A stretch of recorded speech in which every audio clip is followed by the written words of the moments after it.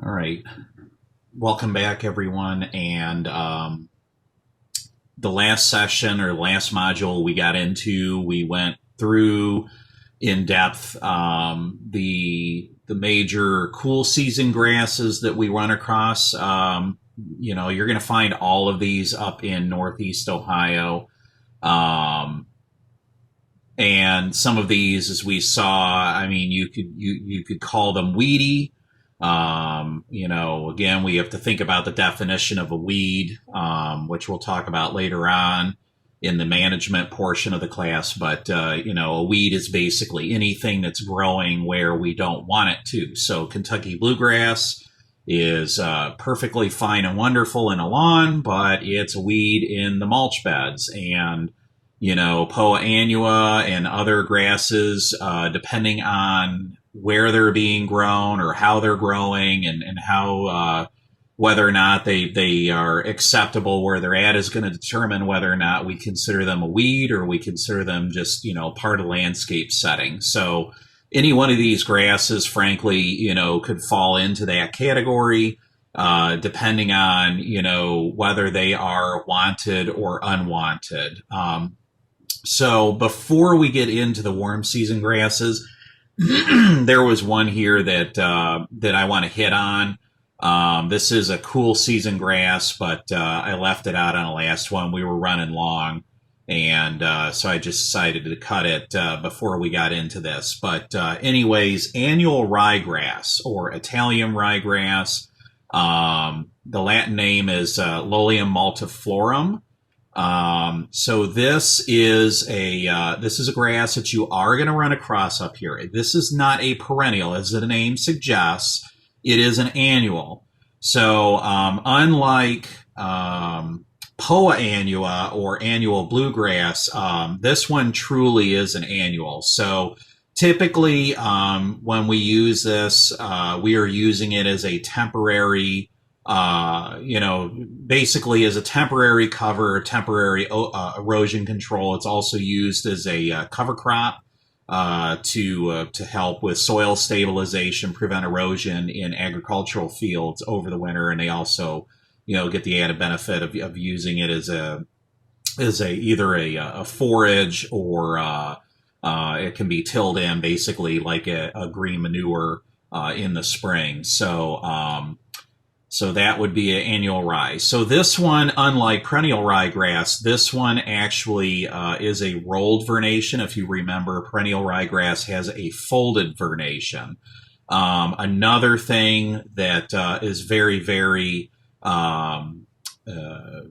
applicable to annual rye and a very, very good indicator, especially if you're out in a lawn setting, is among other things, this grass does have long clasping claw-like auricles. So they do come completely around that stem.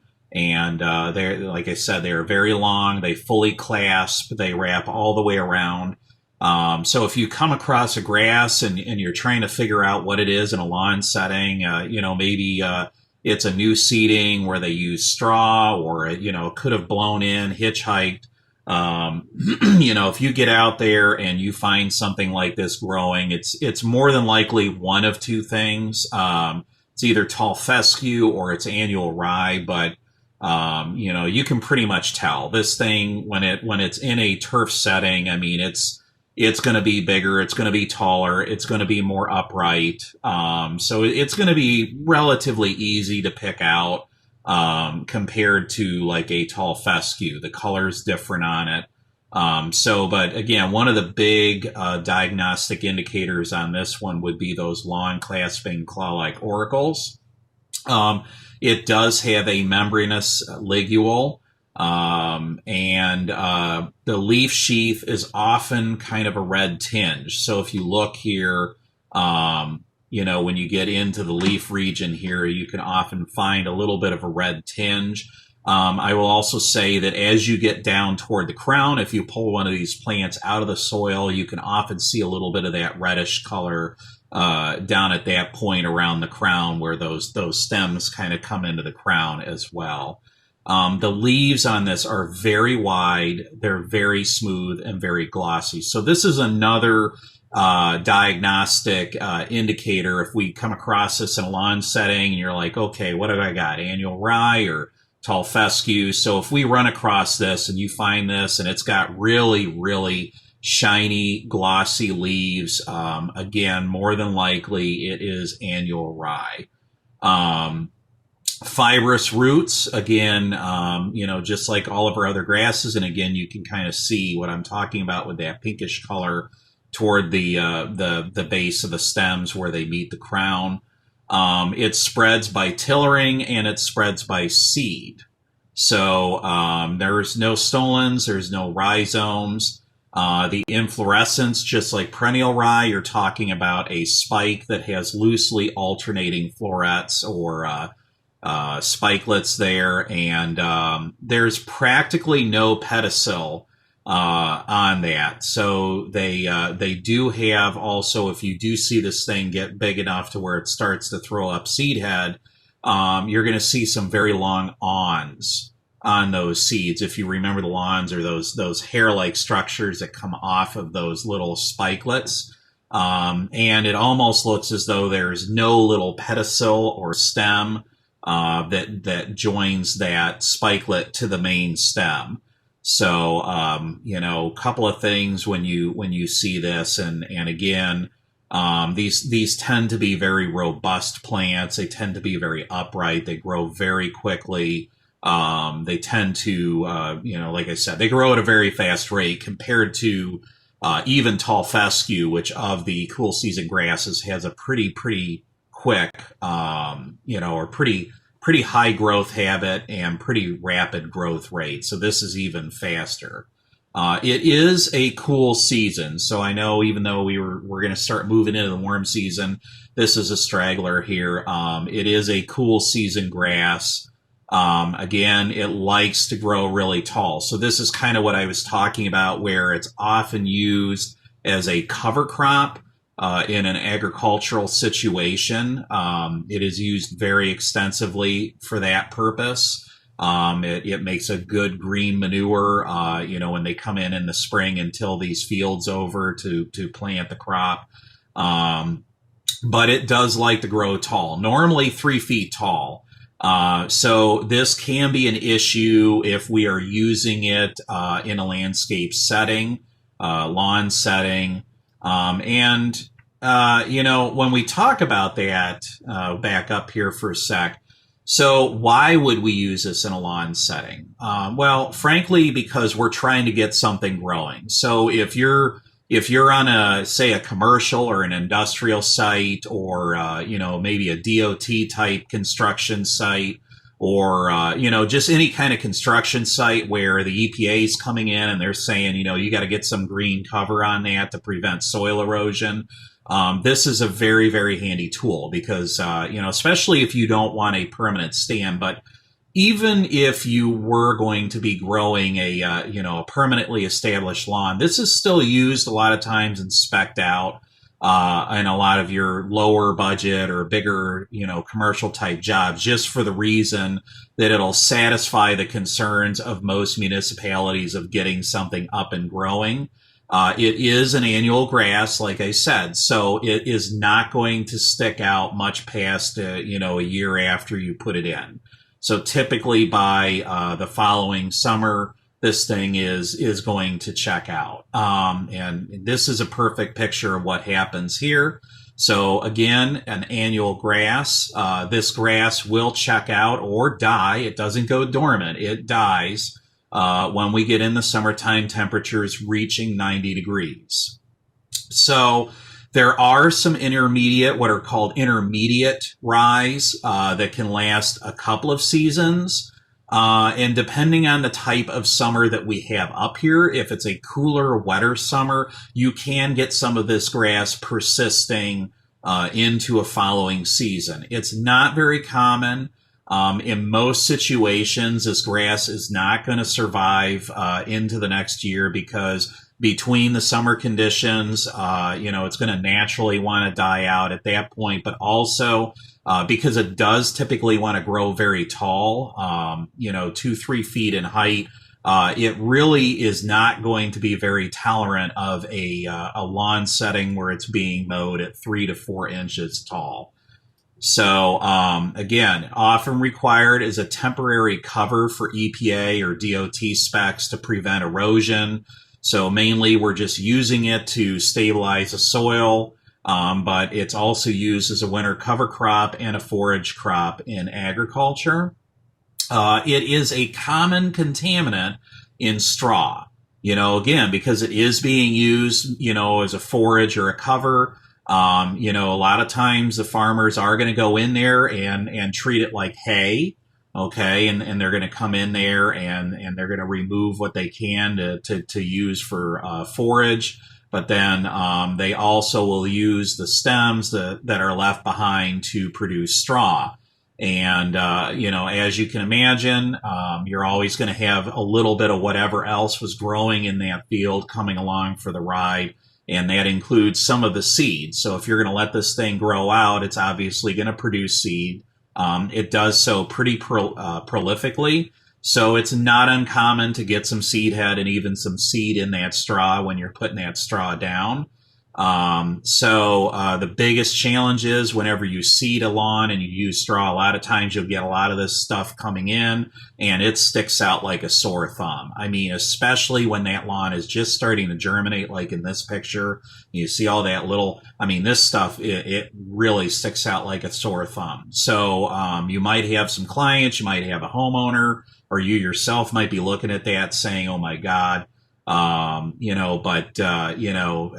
it is an annual grass. So even if we do get some sticking around in the established lawn, it really does not like being mowed at that short a height of cut. And so that will end up doing a lot of it in. And also, if it doesn't get done in by the mowing, it's not usually going to survive through the next summer. So there are some improved varieties such as the SOS Pantera from Barenbrug or Breakout from Mountain View Seeds. These can actually be used as a management tool in a turf or lawn setting. So an example would be if you're in early fall and let's say you had a bunch of grub damage on a football field and you need to get some grass in there and growing, but you don't want a bunch of weedy stuff like Poa annua coming in there and taking advantage of it. I've actually done this in some situations where even in season during play, we'll come in and we'll seed, the annual rye just to fill in these thin spots and bare spots and tie it up temporarily. These varieties have been bred to they're more of a dwarf. So they're going to stay more in line with the growth and height habits of your cool season turf. They've got better color, so they blend in a lot better. They're still going to be lighter than your other, perennial grasses that are in there. But nonetheless, they can be a beneficial management tool. We also will use them in the South. They're great for use on, say, Bermuda grass athletic fields or Bermuda grass golf courses where we want to do some winter overseeding and get some green on those areas and get some turf on those areas. Again, these are annual rye, so once that heat kicks in, that good old southern heat, these things are going to check out. But they are improved varieties that, depending on our circumstances, it's something you might want to keep as a trick in your tool bag. If you've got a situation, you got to get something growing up that looks halfway decent. So here we go. Now we're going to start moving into our warm season grasses. And, this one, you've probably heard of, you've probably even seen at some point. This is a grass called zoysia. So the Latin name is Zoysia japonica, and there is a finer textured one, Zoysia tenuifolia. So these are a couple of different varieties of zoysia grass. They have a rolled vernation. Many of these are going to have a rolled vernation. There are no auricles on zoysia grass. The ligule is a fringe of hairs. So this is a good indicator of it. There's a couple of good indicators for whether or not we have zoysia present up here in Northeast Ohio. And I am going to say that you may run across this up here in Northeast Ohio if you haven't already. As we get through this on the zoysia, you might say, "Oh wow, I think I might know where I've seen this growing." So the collar region is also very hairy. So again, these are some important indicators. The leaf blades are stiff, very stiff. They are relatively narrow, so compared to some of your other warm season grasses, it's probably going to be more in line. Probably not even as wide as like a tall fescue. So it does have a narrower blade. It's not as narrow or as fine textured as Bermuda grass, but it's probably somewhere along the lines of bluegrass, tall fescue, somewhere in there as far as a blade width, but definitely a very, very stiff blade. Not the most comfortable grass to walk on, but the blades are very short and pointed. Similar to a Bermuda grass. So again, medium textured. So think of more of like a turf type tall fescue, not like our fawn or K31 type field type tall fescues, but more like our improved tall fescue, those continentals and RTF varieties. So this is going to have more of a medium texture, like tall fescue. It is a low grower. It has a creeping or prostratic growth habit, which is, in a landscape setting actually can be beneficial. So again, this is a perennial warm season, so C4 warm season grass. So that means it's got that Krantz anatomy. It's got that additional cycle that it runs the carbon dioxide through to get a little bit extra boost. Does a little bit better at higher temperatures, does a little bit better with water management, all of those great things that go along with a C4 grass. So, again, depending on the circumstances, might be of benefit to someone. It spreads very rapidly. It spreads vegetatively with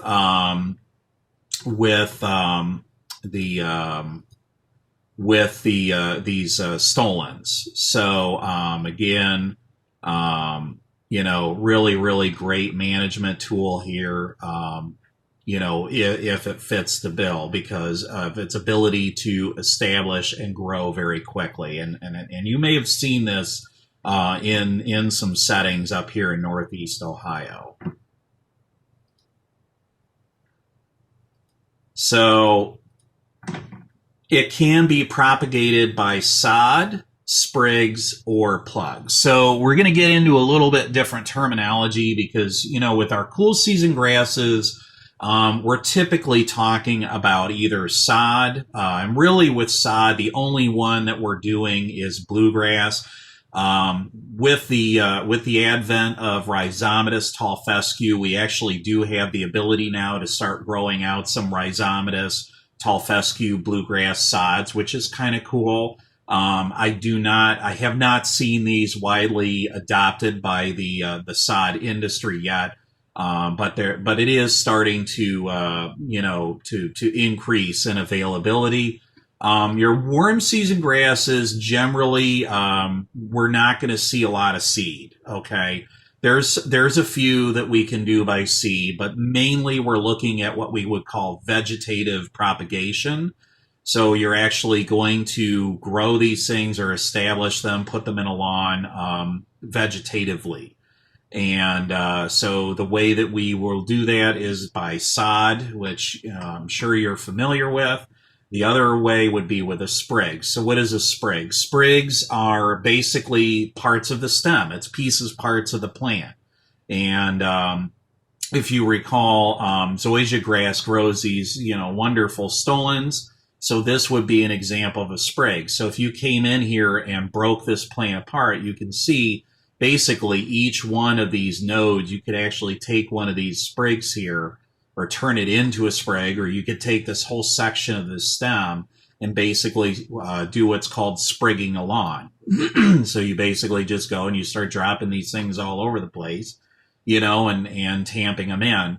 The other way that we see these propagated, not probably as common as the sprigging today, but I think when we started seeing zoysia first coming into the market up in Northeast Ohio, mainly it was through what are called plugs, which, is basically just like your annuals that you would get at a grower or garden center. You're going to get a flat and you're going to have these plugs grown out, and you basically just dig a hole, drop the plug in, and do them over regular spacing over the property, and then let them grow out.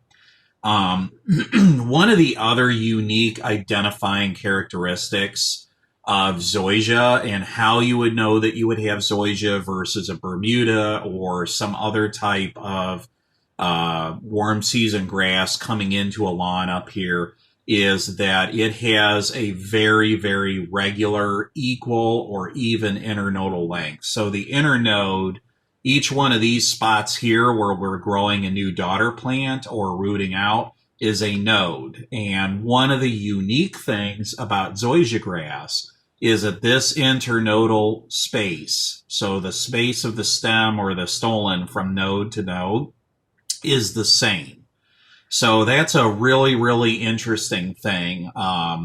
This is a very, very good diagnostic indicator out in the field that you're definitely dealing with zoysia, because like I said, it's going to have this equal internodal length, and they tend to be about an inch per internode. So you're basically an inch here, an inch here, an inch here.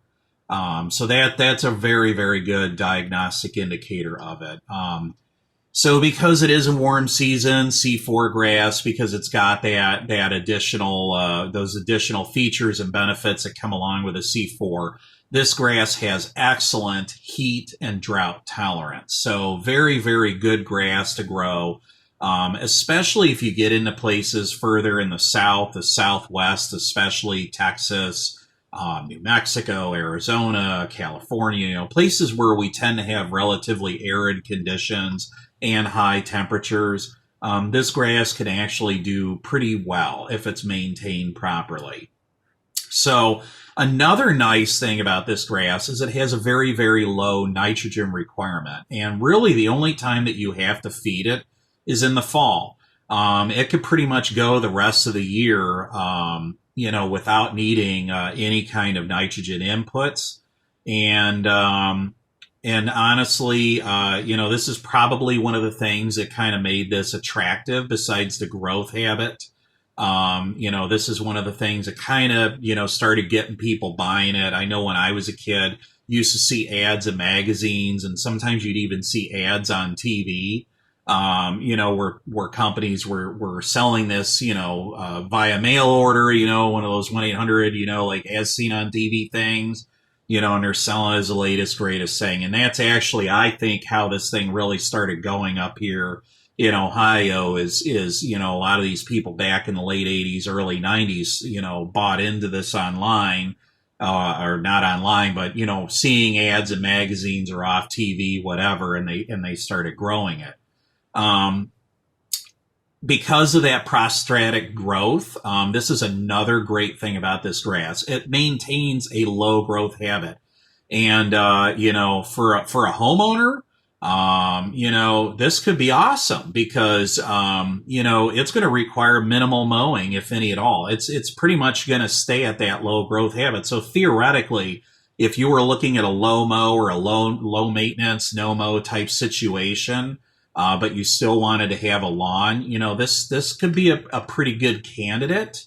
The downside of it is this is what you're going to see probably more than half of the year. In Ohio, it's only green from about June through September, maybe into October, depending on what kind of weather we get, and how mild a fall we get. But with our kind of cooler, wetter springs around here, this thing really doesn't start greening up until after Memorial Day. You might start see it greening up. Usually really doesn't start to push out until about the middle of June, and then it'll stay green all summer long. until you get into the fall, and then it goes back into dormancy. And I'm not kidding. This is exactly what it'll look like in the wintertime up here. And so the rest of the year, it's very dormant and not doing anything. So again, like I said earlier, a lot of people planted this grass back in the 80s and the 90s, and so now you'll find this, especially in a lot of like older neighborhoods, older homes. You'll find spotty contamination in these areas, and it's very, very evident. So, you know, in the wintertime, you know, like over the next couple of weeks, as you're driving around, maybe keep an eye out for this, because you might see some lawns up this way that look like this. So once it gains a foothold in somebody's lawn, it is going to choke out any and all other grasses growing there, and it will eventually take over the lawn. This is a perfect picture showing that. And you can actually see here, this is springtime. So again, we talked about that late green up that doesn't occur until June. So this thing is still dormant. So you can actually see some of the cool season grass that has managed up to this point to survive the takeover, this hostile takeover of this zoysia grass. But again, this does a really good job of illustrating here that eventually over the next several years, you're not going to see any of the blues or the rye or tall fescue, even for that matter. None of these grasses can stand up to zoysia. It is a formidable opponent. It's very difficult to control, nearly impossible to pull up, and difficult to control chemically, even with non-selective herbicides like Roundup. There's no selective herbicides. Well, I'm going to update this based on some information that I found out recently. Up to this point, we have not had the ability to selectively control zoysia grass. And even non-selectively, like a lot of people say, you know, can I just go out and spray it with Roundup, or should I spray it with Roundup? And it's like, well, Roundup may not work because, again, you know, if we think about those stolons, that plant has a lot of carbohydrate reserve. I mean, when you see this, if you ever come across it in the field, it's got some really thick, meaty stolons. So it's got a lot of carbohydrate reserve in that plant. Remember, it spends more than half the year dormant up here in northern Ohio. And so it's got plenty of carbohydrate reserve in that plant. And because it is a warm season and does a very, very effective job at doing what it needs to during the hot summer months, it is going to be very, very difficult to kill this off with a non-selective. The little caveat that I'm going to give you here, I'm not going to endorse this.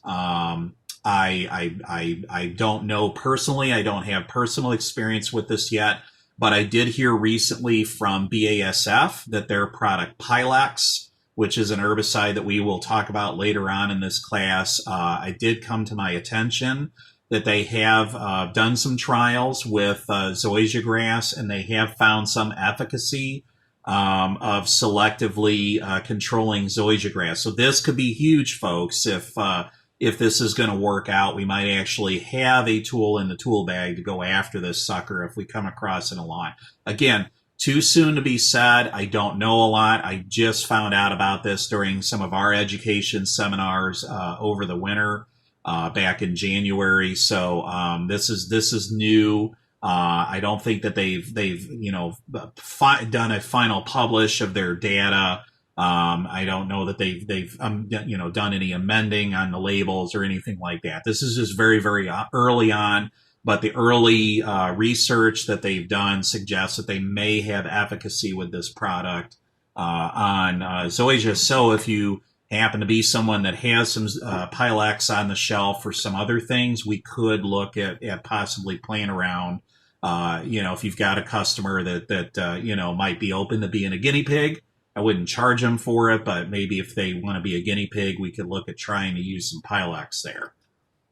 All right, so Bermuda grass. Bermuda grass is probably, at least in our country, is going to be the most dominant warm season grass that we see used in North America. The Latin name is Cynodon dactylon. It is a stoloniferous grass, so it's basically also known colloquially as the creeping bentgrass of the South. So we use creeping bentgrass up here in the north for a lot of different situations, usually all around golf. And Bermuda grass is used the same way in the South. So any way that we would use Bermuda up here, they're going to use Bermuda in the South the same way. So this one also has no auricles. The ligule, again, is a short fringe of hairs. So if you remember on zoysia, that one has a membranous ligule, or I'm sorry, that one has the fringe of hairs. This one does have a short fringe of hairs, not very hairy at all. It does have a flat blade that is smooth and comes to a point. It usually is sparsely hairy at the blade base. So basically kind of toward the bottom of the blade where the blade reaches the collar and the blade sheath, you're going to see some hairs. It's not always going to be that way, but usually there is hairs, or there are hairs on the upper surface. The blade margin on this is rough. I think you might be able to pick it out here, but you can kind of see that the serration or teeth along the edge of that blade. So if you were to run your fingers along the blade of this, it is going to feel rough versus smooth. The blades emerge alternately from opposite sides of the stem. So when you see this thing, if you remember back in our cool season section, I talked about if you let bentgrass kind of grow up, bentgrass is also stoloniferous, but if you let it grow up in like a higher cut lawn type setting, it gets the, those stolons or those stems kind of come up, and then you see that kind of tufty appearance. So again, it's kind of a similar situation here with Bermuda. It does alternate the leaves off each side of the stem. So the blade sheath is flattened. It does, so it's what we would call compressed. So it has kind of a flattened or compressed blade sheath, and there's usually long hairs. You can see it here real good in the picture. You kind of get these long hairs near that collar region. They're not actually, they're kind of on the collar region. They're mostly coming from the blade sheath. Again, you can also see in this picture here where we see these long hairs originating from the blade sheath collar region. The inflorescence is a spike. Usually the spikes have anywhere from 3 to 7 spikes emerging from the same point. They are palmate. So if you know, palmate means they're all coming from a central point and radiating outward like the palm of your hand. So these do have that palmate inflorescence with the spikes coming off. Kind of like crabgrass, but again, this is Bermuda. So the spikelets are arranged in 2 rows, and each holds only one lance-shaped seed. So each one of these guys here, hold on, that's a seed, that's a seed, that's a seed, that's a seed. So each one of these, it only has one seed per spikelet. So, that's another interesting thing about Bermuda grass. It spreads primarily through stolons, but it also grows rhizomes. So you can kind of see here, this would be one of the rhizomes. So it looks very similar to the stolon, except it's actually growing out underground. And again, here we can kind of see the stolons spreading out. Here would be, a plant. Here would be a plant. You can see how these stolons are spreading outward from that crown. The rhizomes are very scaly. So if you've ever seen like a bamboo rhizome, these are very scaly, kind of like a bamboo, obviously much smaller, but very scaly. The stolons are flat. So they're a flat stolon and they are bent at the node. So zoysia grass in comparison is going to have more of a rounded stolon. The stem portions of that stolon are going to be rounder. And it's pretty straight. So this actually has some bending at those nodes where it kind of looks jointed or bent and kind of bend zigzags back and forth from node to node. Again, like the other grasses in this period or this phase, these are C4 warm season grasses, so this is no different. This is a warm season grass. And like zoysia, it does go dormant in the winter, but it's somewhat more cold tolerant. So this one, it is going to stay greener a little later. It doesn't go as dormant as quickly as zoysia, and it doesn't take as long to come out of that dormancy as zoysia does. So again, more cold tolerant. So that's part of what makes this grass so extensively used as a warm season grass in North America, because most of the continental, United States, is still relatively cold. I mean, really until you get down into central and southern Florida or southern Texas or, southern California, we're still dealing with some relatively cold and freezing temperatures in much of the continental U.S. So Bermuda grass is a warm season, but it is cold tolerant. Has more cold tolerance than a lot of other warm season grasses and doesn't have as much dormancy as some of these others. So breeding continues to improve cold tolerance. So this is called Tahoma 31. And as you can see, it's got a little picture of like an icicle or a snowflake there in the name. Again, nice little marketing gimmick that they're trying to, to impress that these things that they are making improvements in cold tolerance. So the cold, as far as cold tolerance, how far north could we go with one of these improved Bermuda grass varieties? Well, they actually, the Purdue Boilermaker field over in West Lafayette, Indiana, which is pretty far north.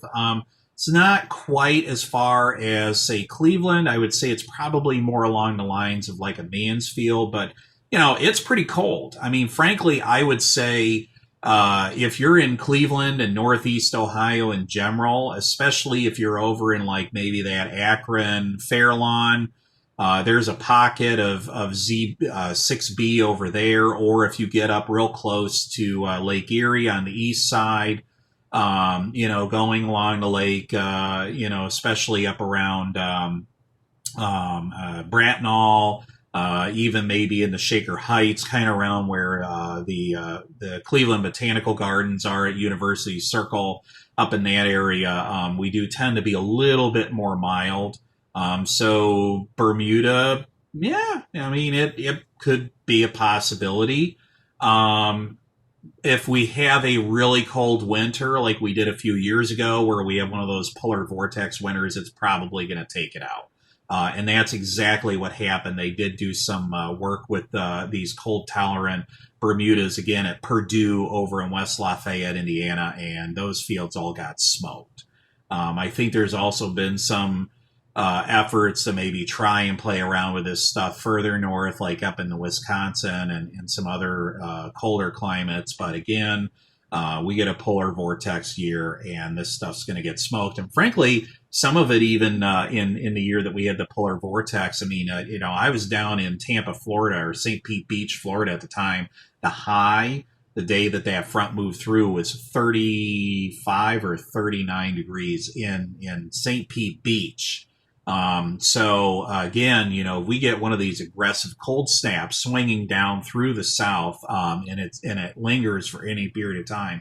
We can lose some of these Bermuda grass areas, with those cold temps. So it's just like anything, you start pushing the limits on a plant, you're going to risk the likelihood of it dying. So this is native. So even though we were just talking about native, or we were talking about cold tolerance, this is native to warm tropical areas of South Asia and Indonesia. So we're basically talking about right in here. Vietnam, Thailand, Laos, Borneo, Philippines, Malaysia. That's basically where we're talking about originating from. And again, not generally planted in Ohio, except maybe in the very, very southern part of Ohio, like down around the Ohio River, Marietta, Portsmouth, places like that. Maybe a little bit in the Cincinnati and the River Valley there. Might get a little bit more winter protection. Bermuda athletic fields were put in as far north as, again, at Purdue. So this would be the Purdue field in West Lafayette, Indiana. Unfortunately, as I said, they did not survive the polar vortex. So any of these fields that were put in, ultimately ended up having to be replaced a few years ago because they were done in. Sometimes we can find what would be called common types as a contaminant in Ohio lawns. I don't run into it very often. Usually, if we are seeing this in a lawn up here in Northeast Ohio, I'd be more inclined to think that it's another weedy grass called nimblewill. That one is much more common up this way, and it looks very similar. But we may again with the breeding and the cold tolerance, improvements in cold tolerance on Bermuda, we might start seeing more use of it in the north on athletic fields and such. So we'll see. I'm not holding out for that, but we might. They're trying. They're really trying. And again, if we think back to climate change and climate shift and how we've kind of moved up over the last 20 or 30 years in zone hardiness, that's a pattern that we'll have to watch and see. Again, keep it in the back of your mind. Maybe at some point in 15 or 20 years from now, you might think, oh yeah, there's that Bermuda grass. So depending on what's going on with our other cool season grasses up this way, we might start seeing more and more use of it, especially if we can use something like back earlier on in this module, we talked about that annual rye, things like the breakout and the SOS Pantera. Might actually be able to use those, or even perennial rye for that matter, for the dormant seedings on Bermuda grass up here, because we can manage it. We can manage it very similarly to the way that they do in the transition zone of the southeast. So Tennessee, Carolina, South Carolina, North and South Carolina, Georgia, Alabama, places like that. Where they're going to be growing this Bermuda grass. It likes to be mowed low, so anywhere from 1/2 inch to 2.5 inches is really ideal, and you would preferably mow it with a reel mower to maintain the good quality appearance. So again, I said earlier on in this section that we call it the creeping bentgrass of the South. And literally, I meant what I said. So when we think about how we would maintain creeping bentgrass on a golf course up here in Ohio, this is exactly how we're thinking about maintaining Bermuda grass in the South. So not a whole lot of difference, and literally like the creeping bent of the South. Uneven mowing height, again, can cause scalping like creeping bentgrass. So, I was telling you guys, if you ever get a chance, look at some of the bentgrass contamination in places like Avon Commons, but you may run across this where you see that kind of looks like scalping or hazing on the surface. Again, like bentgrass, Bermuda is going to want to grow up. It'll get these, almost clumps because every week you're cutting it off at the same height. And you're going to see the, that tufting or that clumping on the ends of those stems or stolons as it's growing up. So, we really don't want to, have uneven mowing height. We don't really want to have that higher height of cut. We really don't want to mow it with rotary mowers because that's basically what's going to happen. So this one, it can actually be propagated 4 ways. So we can do plugs, where we grow it out in plugs. We actually can, and we do. ATS actually, where I work, does sell Bermuda grass seed. So it can be seeded, and we can do sod Bermuda grass because it does grow those stolons. It does produce a very nice sod. So it can be sodded, or it can be sprigged. So any one of 4 ways we can propagate this grass. And then I'm going to move in a little bit here just because if you do the NCLC competitions, they do bring this up. So I'm going to talk about this a little bit because there was some question last year when I was doing the NCLC. What the heck is hybrid Bermuda grass? So we have the normal Bermuda grass, but then there was this other question on the NCLC competition about hybrid Bermuda grass. Well, what the heck is hybrid Bermuda grass? So hybrid is actually, it's a cross between the Cynodon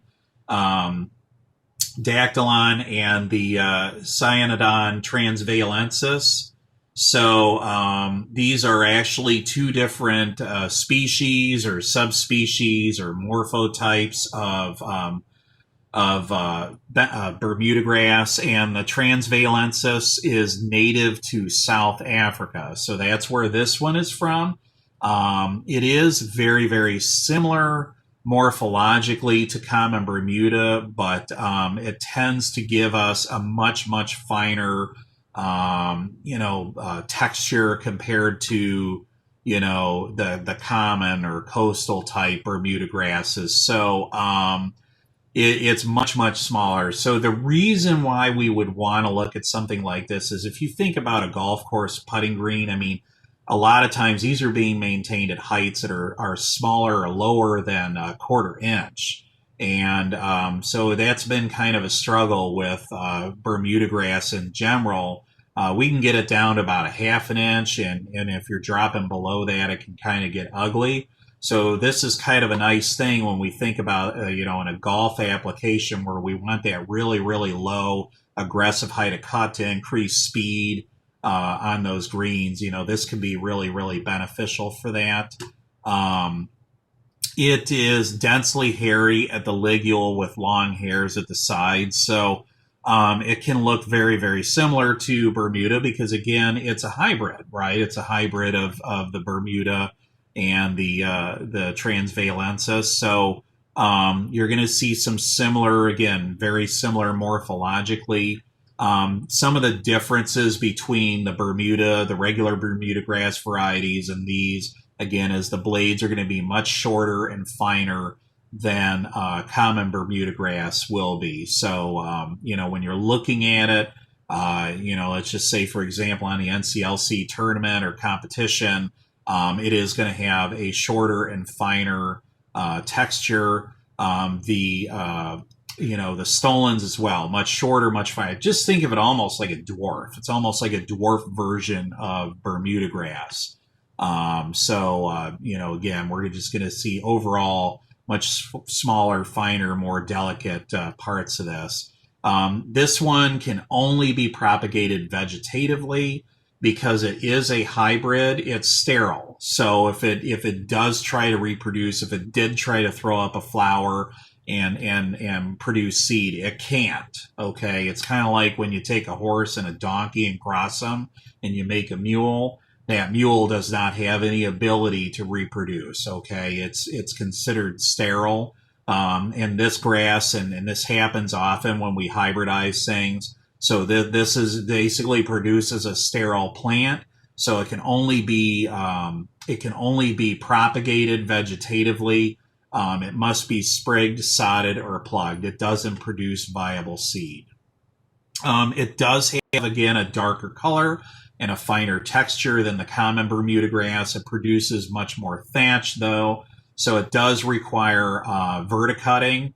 I don't know if we've hit on this at all in the past, but verticutting basically comes in vertically versus horizontally. It helps to remove that thatch. It also cuts the stolons and it promotes denser growth. Again, verticutting is another management tool that we'll use in bentgrass and also sometimes on athletic fields to remove thatch. Think of it as like a power raking or dethatching, except we are using a blade that is actually cutting through, they're pretty tightly spaced blades. So, this is something that if we're going to grow one of these hybrid Bermudas, it's going to require this. Again, it does have a lower height of cut than the common types, which are 1/2 inch to 1.5 inches. So primarily, we're looking at using this on these putting greens, maybe on the tees if they're maintaining the tees at that low of a height. Usually they don't, but mainly on your greens where you're trying to be at a 1/4 inch or less, that's where this grass is going to be beneficial. So now we're going to move into centipede grass. So centipede grass is it's a we're going to see this one again. We don't see it in Ohio at all. It will not grow up here.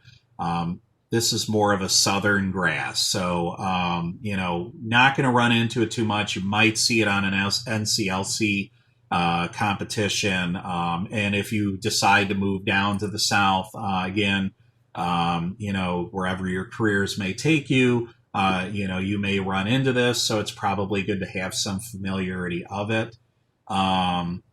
It's the Latin name on it is Aramacula ophiuroides, so quite a mouthful there.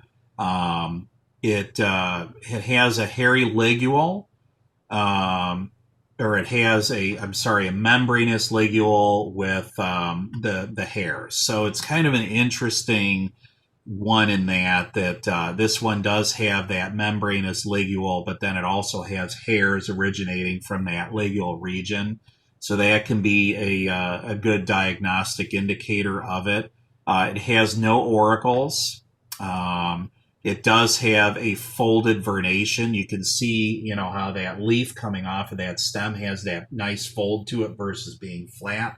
So pretty good indicator. When anytime you see the leaf coming off folded like that, it's going to have a folded vernation.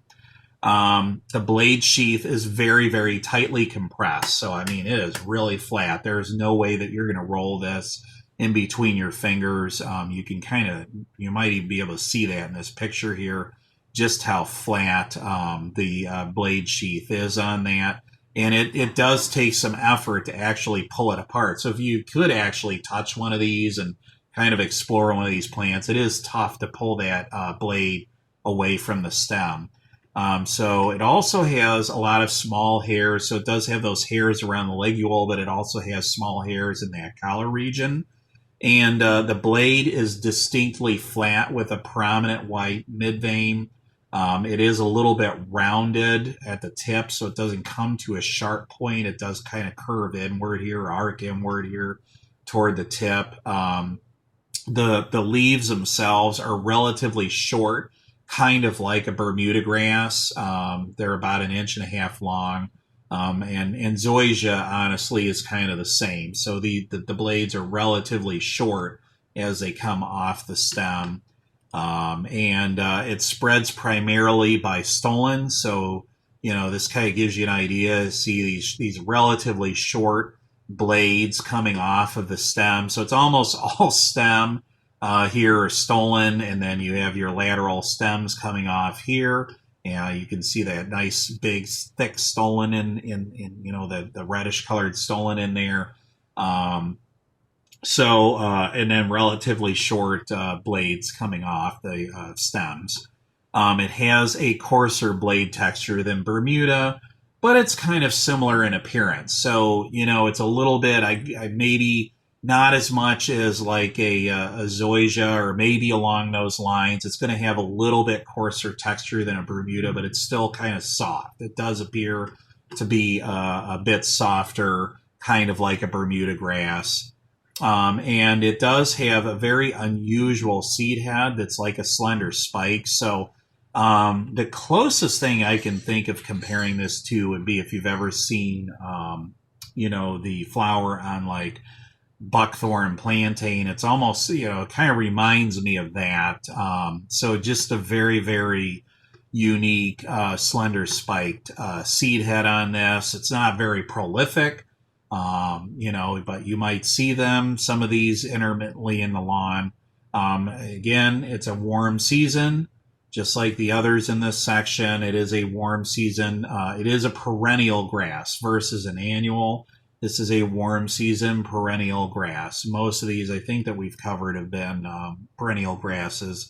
This one is native to China and Southeast Asia. So we're talking more in this region right here.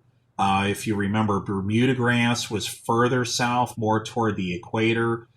Centipede grass is going to be a little bit further up, more in the mainland area of Asia. So again, that would be this area of Southeast Asia and China. This is mainly where we're talking about this grass originating from. And similar climatically, we're looking at really probably, I'd say, maybe 100 to 150 miles from the coast is really about as far inland as we're going to get with this. It was first brought to the U.S. in the early 1900s and used mainly around the Gulf and coastal areas of the eastern U.S.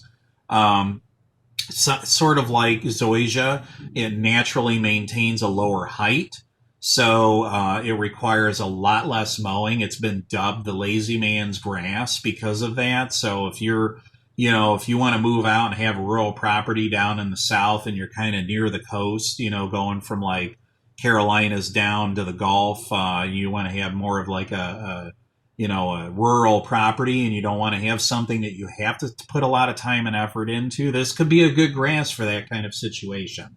Also, along the same lines, it has lower nitrogen requirements than other grasses, so it only needs about 1 to 2, I don't know why that says inches, but it should actually say pounds. So this one only needs about 1 to 2 pounds of nitrogen per year. And over fertilizing it will actually cause problems. So this would be a grass that if you are going to try and fertilize it, I would definitely look at maybe going more the route of an organic. That way you're not over fertilizing this. It really does not like being over fertilized. So because of that, it's ideally used in lower maintenance environments like parks, so residential lawns, parks. It prefers sandy and acidic soils. Again, think about more of our coastal or tidewater type regions down in the southeast. It will not tolerate a high pH. So anything above 7, it will not tolerate. It will die. Again, it does like those sandier soils and a more acidic pH, which we do tend to find much more acidity down in the south than we do up here. So again, good for home lawns and lower maintenance commercial properties. It is not good for high traffic areas like athletic fields. You're never ever going to want to use this in that kind of a situation. It does have, if you look at the ranges here, it does have slightly better cold tolerance than St. Augustine grass. It's not as cold tolerant as Bermuda grass, but it does have, slightly better cold tolerance than St. Augustine. So the orange here, this really is going to be your range for St. Augustine, Florida, really extreme southern South Carolina, Georgia, down along your Gulf Coast region and into Louisiana and Texas. We do get away with moving up a little bit into Texas and Oklahoma, but I wouldn't push that. I would really concentrate on St. Augustine staying here. But centipede, yes, that will allow us to get a little bit further inland. Like I said, I'd say probably 100, 150 miles inland from those coastal regions. So it's got a little bit better cold tolerance, but it's not going to be as far as Bermuda grass. Bermuda grass for the warm seasons and zoysia really are what are going to get you, further north, than this grass. So unless you're going to be, really down into the south, into the deep south, so to speak, you're not going to probably be too concerned with centipede. It is very shallow rooted. So this thing does not like being dry. So very, very poor for drought tolerance. That's why I said, even getting over into places like Texas, if you get into some hot, dry weather, this is really not going to do well. It's probably going to puke out. So I'm thinking more, again, deep south, coastal areas, Alabama, Louisiana, Alabama, Mississippi, into Georgia, up into the Carolinas, going along the coast there. That's really, going to be best suited for it. Also, it is not shade tolerant. So if you're if you're, looking at like more of a wooded property, it's probably not going to be the grass that you want to go with because it does not have shade tolerance. It can be propagated by seed, sprig, or plug. You're not going to usually, you're not going to see sod on this one, but you do have the ability of using seed to speed up the installation process. So, now that we've talked about centipede, now we're actually going to move into St. Augustine grass. The St. Augustine grass.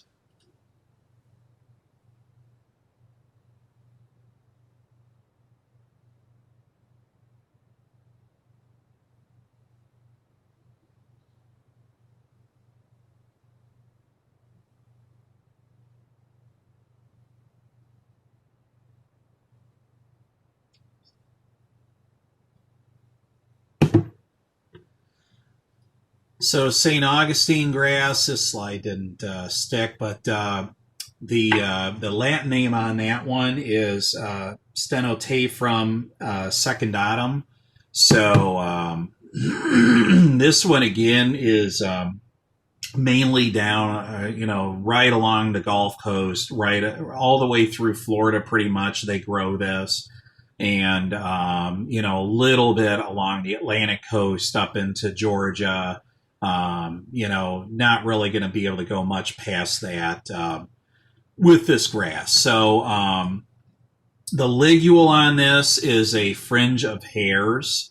So centipede had that little membranous ligule, but then it also had that fringe of hairs. This one just has a fringe of hairs. It does, again, like centipede, have that folded vernation. So you can see how flat that stem is there.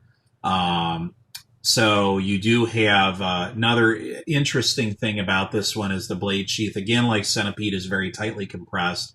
It does have these little ciliate hairs right along the margin of the sheath. I don't know if we can see that in there now. I can see a little bit of hairing off the leaf, but and it does have this narrowing of the collar region where that leaf. So you see right here, there's your collar right there. So it's got a very, very narrow collar coming off that blade sheath onto the leaf. The blade is long and flat, and it's very rounded and blunt. So if we compare this to centipede grass, centipede, again, it's got a wider collar. This has a very narrow collar. Centipede has a little bit smaller blade, but, very, very, if you were just looking at it quickly, glancing at it, you probably could get them confused. It's a lot more subtle, but St. Augustine, I mean, it's got about the fattest blade I've seen of any of the grasses. It is very wide, it has this very rounded blade tip. You can see centipede does come to a little bit more of a point. So this one, it does root pretty deeply into the soil. So this is a pretty good indicator here. So this one does form a very, very thick sod and does root deeper. If you remember, centipede grass was very shallow. It does produce also, if you look here, it does produce a lot of thatch. You can see it's got a really, really thick thatch layer there. It spreads primarily by stolons. So you can kind of see some of these stolons growing all through there. There's one right there. There's one there. So it does spread by stolons. We do have the ability to propagate it with sod. So that's another benefit to St. Augustine. Again, speeding up that process because it does form that thick sod, that thick thatchy sod. We do have the ability to grow it on sod farms and propagate it pretty easily as sod, which is nice. It is a C4 warm season perennial grass. It is a native. So this one, if you're a native plant person, this one actually is native to North America. It's native to the Gulf Coast regions. It's also native to the Caribbean islands. down into Central America and over into West Africa. There's also some growing over there. This would be a native grass. This one actually wasn't brought here. Like centipede grass, for example, came over from China and Southeast Asia. This one is actually native. It does prefer wet conditions. When you find it in a natural setting, it is growing mainly near marshy and swampy areas along streams, lakes, and rivers. And it is very salt tolerant. So a lot of these marshes, especially in the coastal areas along the Gulf and the Atlantic, they tend to be very marshy and they are very brackish. So we're dealing with brackish water. So St. Augustine is also very beneficial to us because it is tolerant of salt. It's also tolerant of a wide pH range, so anywhere from 5 to 8.5. So it is not uncommon to see this grass thriving, in areas where other grasses aren't doing so well. So if you could imagine, this could be maybe, it could be a more alkaline condition where the centipede grass isn't going to be very tolerant at all, and the St. Augustine is going to be able to do just fine. It does have higher nitrogen requirements, though, but the trade-off is that you do pick up some shade and drought tolerance. So again, if this were centipede and this were St. Augustine, again, the St. Augustine is going to be doing better overall in those kind of conditions. And it also is going to give you some shade tolerance that you're not going to get on centipede. It grows thick under healthy conditions and it resists most issues and chokes out weeds. So, does really well for a lawn setting. We don't really run into too many weed issues with it. It will tolerate some traffic, but we're still mainly going to rely on this for lawn setting. Higher traffic areas that you could use it in would be mainly, if you do have athletic fields, maybe those marginal areas, around those athletic fields, also in park settings, this wouldn't be a bad choice. So where it's not being, walked on or driven on too much. This would be more of like our tall fescue of the South. So relatively low nutrient requirements, higher though than centipede grass. So it does take a little bit more. It is more drought tolerant. It is going to tolerate much higher height of cut. You can mow it with a rotary mower compared to Bermuda grass. We actually can use just traditional commercial mowing equipment on this grass. It does very, very well being mowed with rotary mowers. It is slightly more cold tolerant than Bermuda, especially down in Florida because it is a native grass.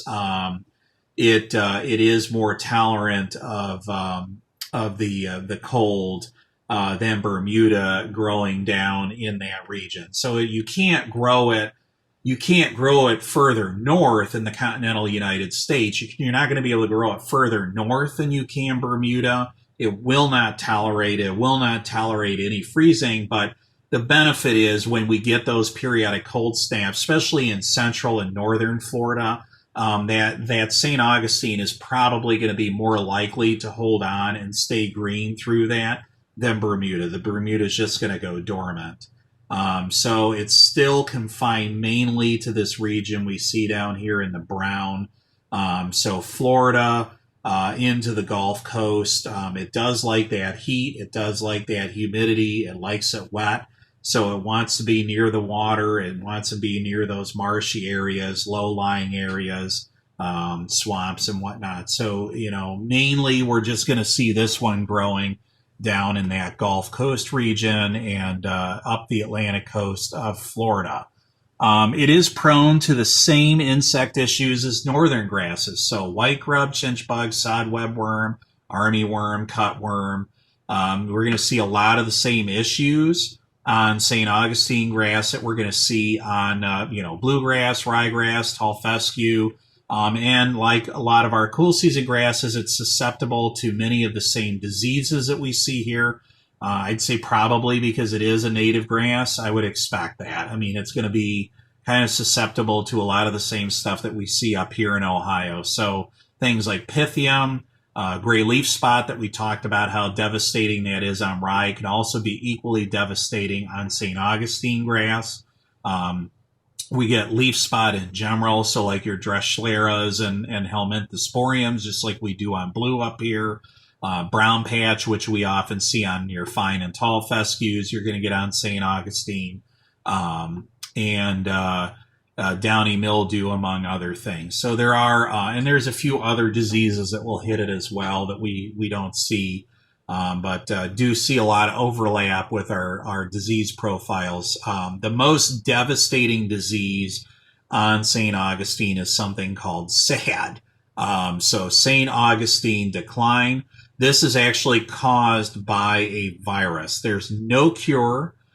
So once you get this virus on and it's spread primarily through insects, but once you get this virus on St. Augustine, there is no cure. But they have developed a lot of resistant varieties.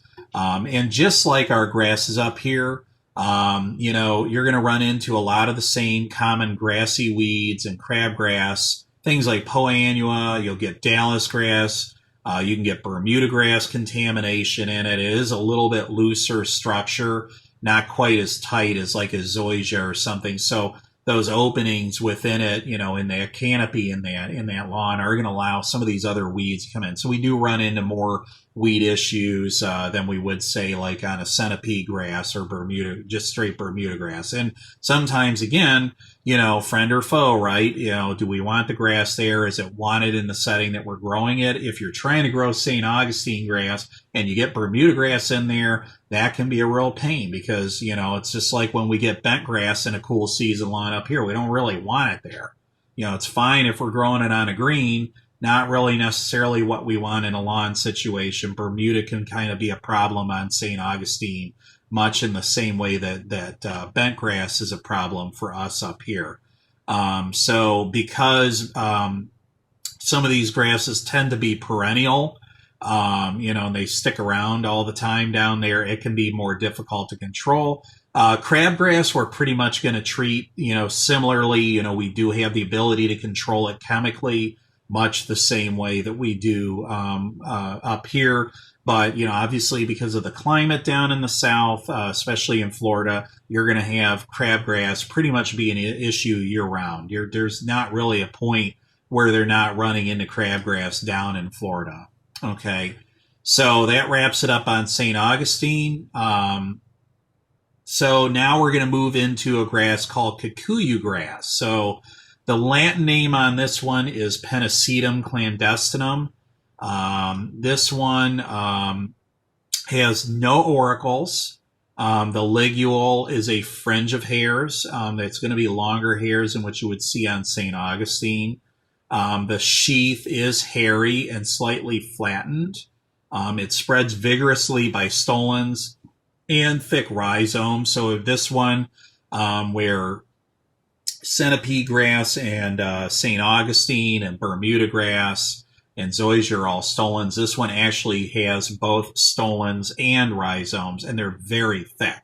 So if you look at this, if you can see this stolon, look at the size of the stolon compared to the blades, leaf blades. I mean, these are very, very thick, meaty stolons. It does have a very, very densely matted root system. Again, if you see all these cuts here, those are actually your stolons, but it just goes to show you that it forms a very thick, densely matted root system, very, very fibrous, so it produces a very, very strong sod. This is a C4 warm season perennial grass. It's not an annual grass. It's native to highland regions in Eastern Africa. So we're talking about equatorial regions of Africa, these highland areas, so these mountainous regions, so places like Somalia, Kenya, Ethiopia, Uganda. This is kind of the region, I guess you call it the Rift Valley region of Eastern Africa. This is mainly where this grass comes from. So again, kind of a trend we're seeing here with a lot of these warm season grasses. It can tolerate low fertility because of the region it's native to. It can tolerate high heat. And it's also very drought tolerant. So, again, depending on where you're at in your career and where you are climatologically with your career, this might be one to keep in the toolbox to use in a landscape setting. It does very quickly recover from wear and tear. So it's going to get beat to death in high traffic areas. But if you remember those really, really thick stolons and really, really thick rhizomes, those things can, take a licking and keep on ticking. So what'll happen is you'll burn it down like this, but remember you got all those rhizomes underground, so it can very quickly and easily regenerate from that underground structure.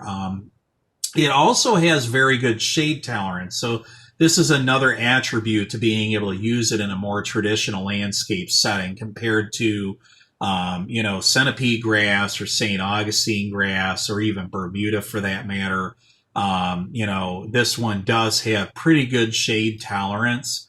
It's mainly used for like rough areas on a golf course. The only area that they've really used this to any degree is like I said, roughs on a golf course, mainly in Southern California. So Los Angeles, San Diego. It may have potential to be used more extensively in lawns, but they're kind of they're worried about this one because it does have the potential and often does escape into the wild. So in that case, it is considered a noxious weed. So that's something that, is going to be a disadvantage to this one. Probably going to hold us back from seeing it used more extensively in a landscape setting. But it's something to keep in mind. I think there is some possibility there if they can overcome some of these issues. Next, we're going to talk about a grass called seashore paspalum. So this one's kind of an interesting grass. The Latin name is Paspalum vaginatum. This one has no auricles. Okay, so kind of a theme here. The ligule is short and membranous, so you could see that ligule in there. It is a rolled vernation versus a folded vernation. So again, this is a picture that shows Kentucky bluegrass here on the left. And this would be, backed up here. Man, my mouse is touchy. So this would be the rolled vernation on seashore paspalum to the right. So the blade sheath is slightly compressed. So even though it is a rolled vernation, it does tend to appear to be a little flattened, but it isn't. If you cut a cross section of that, you would actually see, that the blades are kind of rolled around each other. But that blade sheath is slightly compressed, giving you the illusion that it does have that flatter vernation. The collar region does have a tuft of hair. So not the ligule itself, but the actual collar region, you can find a tuft of hairs. The blade is somewhat hairy on the upper surface. It does have a little bit of that tapered shape, kind of like a Kentucky bluegrass. It is pointed. So if you remember, St. Augustine is very rounded, very blunt at the tip. This one does come to more of a point, like a bluegrass or like a rye or like a probably more prow shaped or a little bit more rounded, like a bluegrass or like centipede grass. So and it is somewhat hairy on the surface. It has a blue-green color. So this would be more of like a bluegrass or like a creeping bentgrass. It has this nice blue-green color. And actually does have really, really good stand texture when mowed, especially when it's very tightly mowed. And it spreads mainly through rhizomes and stolons. So this thing does have the ability to repair, heal, and fill in an area very quickly. Again, this is a warm season perennial grass. And normally this sucker wants to grow up to about 20 inches in height. But again, it does tolerate being mowed down to an inch. So if we're in a more intensely mowed setting, this one could do a good job for us. Um, and the one big benefit to this grass is it's very, very tolerant of salinity. This is probably one of the most salt tolerant grasses that we have. It will grow with salinity at 4,000 parts per million. Okay, so that is a lot of salt. So this will grow very, very well in your coastal regions, areas where you do get a lot of salt spray. It tolerates salinity very well. This one is another native grass. So again, for you native species folks, this is a native grass.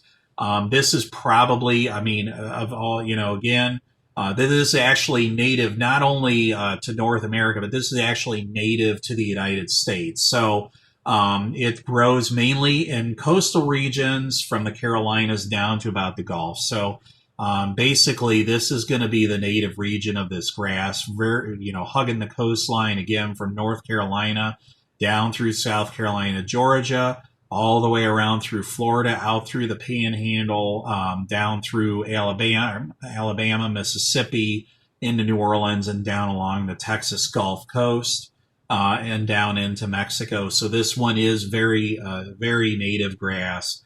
Again, they've adapted it for use out here in Southern California for reasons we'll talk about in a minute. But keep in mind, so very salty coastal areas, that's where we find this growing. It does prefer finer textured soils. So because it is a coastal grass, like you would expect, you're going to have a lot more sand. But it will tolerate silt and clay, which is another nice thing about this. It does seem to prefer these finer textured soils versus just a sand, which tends to be much more coarse textured. So, Florida tends to be a lot sandier, but if you move up into the tidewater regions, where we're getting into Georgia, North and South Carolina, or even along the Gulf going over towards New Orleans, we're going to get into a lot more mucky, clay soils in these regions versus sand. And again, this would be a salinity study right here. You can actually see the efflorescence around some of these pots, that white stuff there. So not only is this thing tolerant of salt, but along with salt comes alkalinity. Anytime you have saline solutions, they tend to be more alkaline. So this grass is actually an alkaline grass. It will tolerate pH from about 6 to 8. So it is not going to like those more acidic conditions, but it is going to tolerate much higher alkalinity. If you remember centipede grass, for example, it likes it acidic. It won't tolerate alkaline conditions, but seashore paspalum will. It has much lower nitrogen requirements. Again, like a lot of the warm season grasses, this one doesn't need anywhere near the amount of nitrogen to keep it going. It likes it moist, but it will not survive prolonged in flooding. So this actually, this is actually a picture after a hurricane went through. And if you can imagine, with flooding and storm surge, where you have this water lingering around for a period of days or so after the storm moves through. So this is kind of showing what happens here. So it likes it moist, but it will not survive any kind of prolonged flooding. So this is kind of its Achilles heel.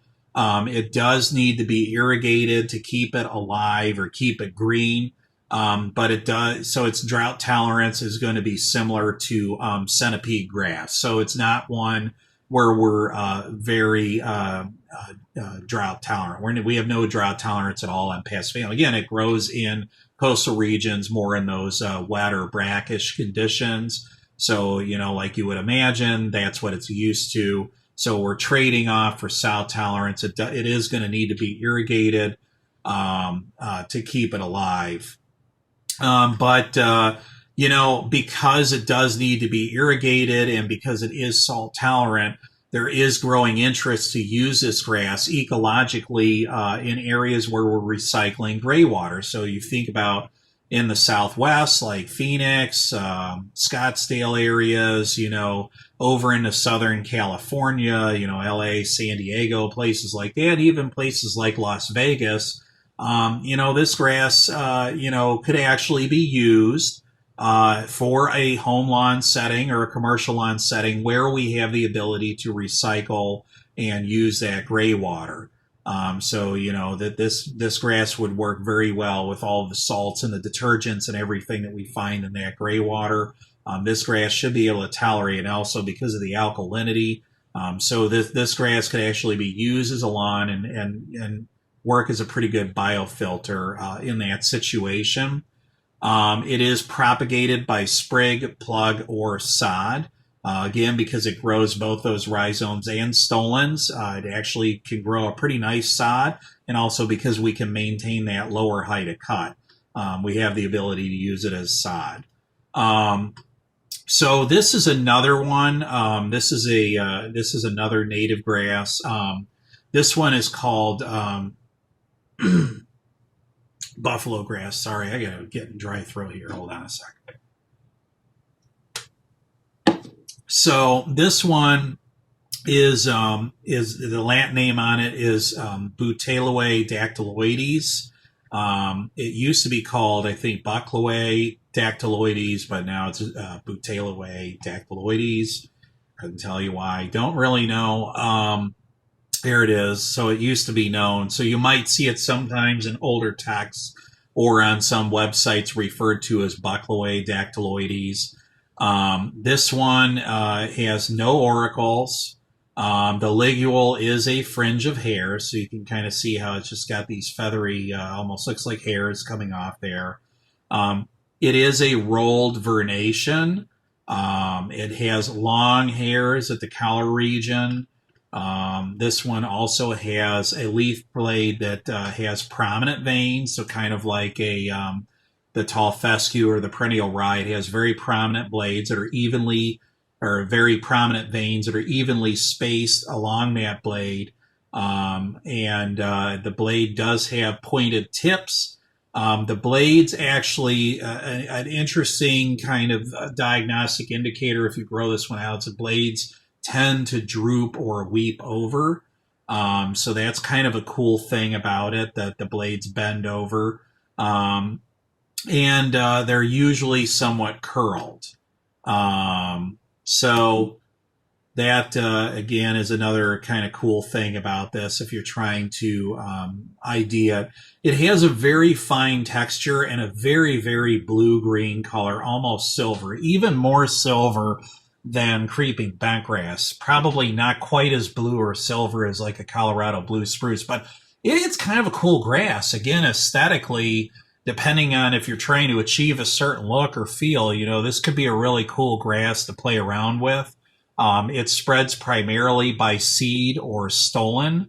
So it's a stoloniferous grass. It doesn't produce rhizomes, but it does produce pretty good stolons. And we do have the ability to buy and use seed on this. So it does have a fibrous root system.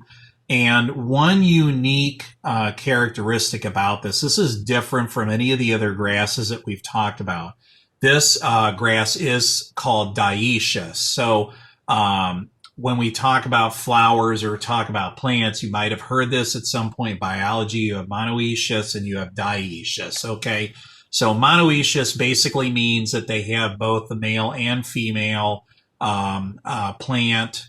Or the plant has both the male and female parts on the same plant.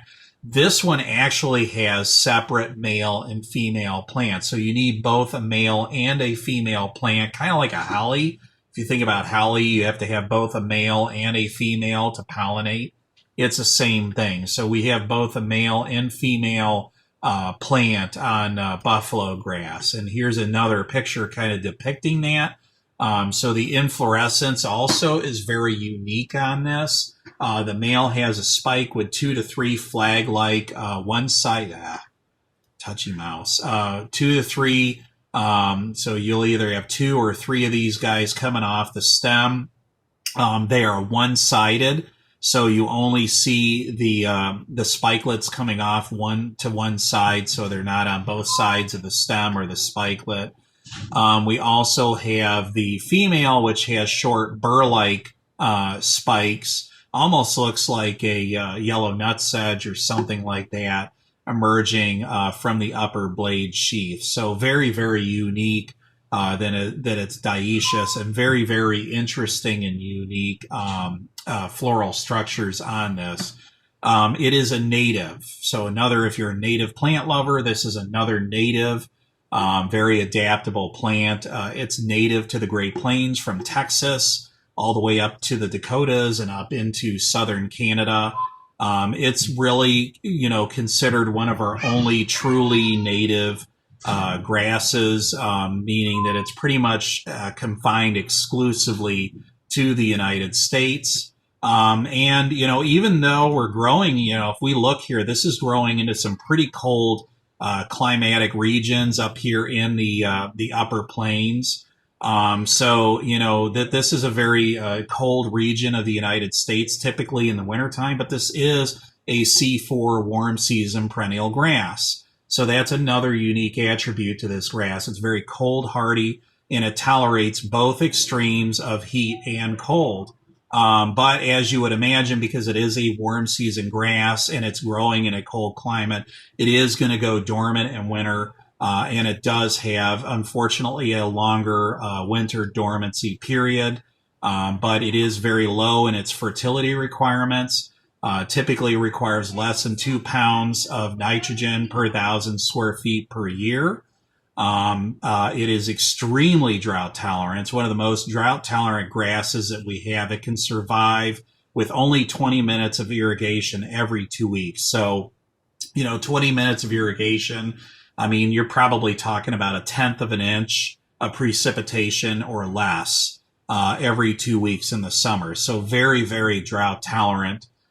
Usually if we use this in a landscape setting, we're talking about using it as a low-mow or no-mow option. The grass blades top out at about 8 to 10 inches, or the stem structure of the plant tops out typically at about 8 to 10 inches. But if you remember, I mentioned it earlier, the blades actually tend to fold over and droop over on themselves, almost weeping. So, it has an even shorter appearance. So even though it tops out about 8 or 10, it might only be, at max in a lawn setting, it might only be about 4 to 6 inches, or have the appearance of being 4 to 6 inches in height. It can be propagated by seed, plug, sod, but the seed does require heavy vernalization or chemical treatment in order to break that dormancy. So, if you're buying seed, if it hasn't been really heavily vernalized, and vernalization, if we're talking about vernalization, we're talking about actually cold treating that seed. So we do have to make sure that this seed is vernalized, or we need to use a chemical dormancy breaker to get that going. It's not going to be good to be used in heavy traffic areas. It's also not going to do well in shade. I mean, it is a prairie grass, so it is used to growing in a full sun situation.